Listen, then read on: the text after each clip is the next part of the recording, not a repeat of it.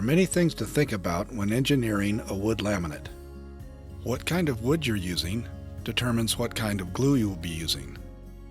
If your laminate is going to be varnished, you will probably use teak or one of the many mahoganies on the market.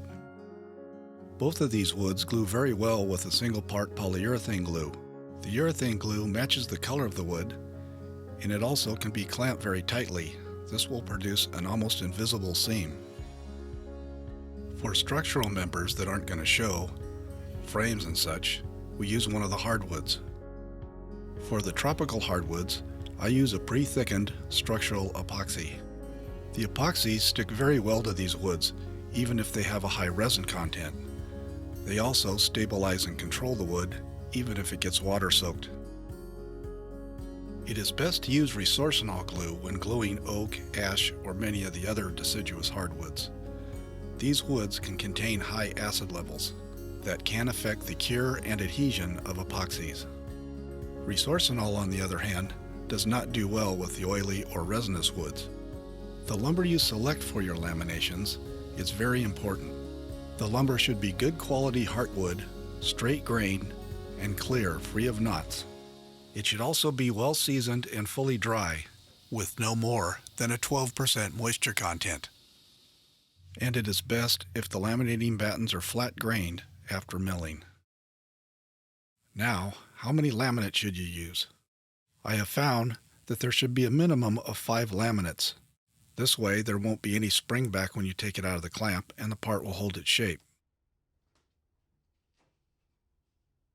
The laminate should be thin enough to easily make the tightest part of the bend.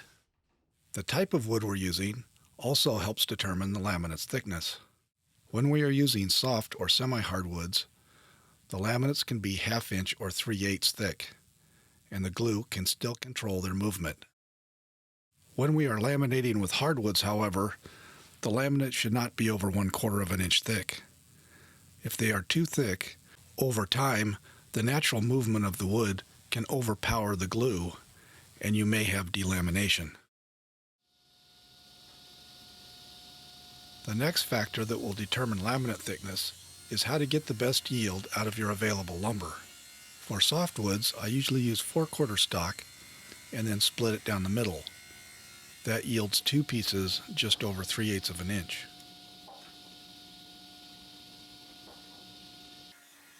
For my hardwood laminates, I usually take 4 or 5/4 stock and resaw it into 3 equal pieces. This will yield 3/16 to 1/4 inch.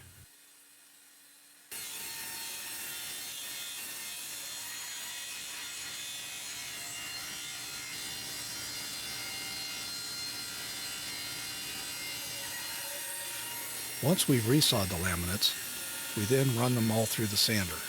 If the lamination is a structural member, a deck beam or a frame, we sand it with 60 grit. If the lamination is going to be varnished, we sand it with 120 grit. If our laminations all need to come out to an exact dimension, we can sand the battens until the sum of a group of laminations equals the dimension we desire. This way, all our laminations will be exactly the same. A well-engineered lamination is much more stable and a lot stronger than any other way of constructing a curve out of wood.